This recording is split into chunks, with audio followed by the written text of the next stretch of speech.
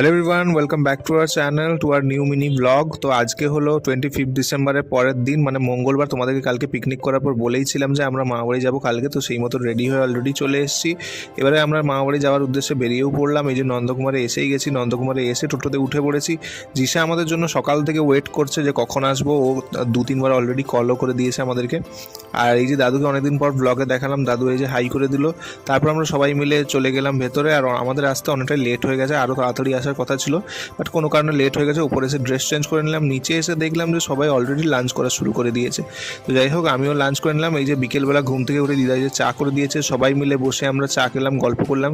আজকে পূর্ণিমা পুজো হয়েছে, সেই জন্য দিদা একটু চিড়া প্রসাদও দিল খেতে। আমাদের বাড়িতে অ্যাকচুয়ালি সবাই পিঠে খেতে খুব পছন্দ করে। তোমরা কে কে পিঠে খেতে পছন্দ করো অবশ্যই সেটা কমেন্ট করে জানিও। সেই জন্য মা বললো সবাই মিলে আছি যখন একসঙ্গে পিঠেই বানিয়ে নিই, সেই জন্য পাটিসাপটা বানাচ্ছে। তো যাই হোক, আজকে মিনি ব্লগটা এইটুকুই। কেমন লাগলো অবশ্যই কমেন্ট করে জানিও। দেখা হচ্ছে নেক্সট মিনি ব্লগে। আজকের মতো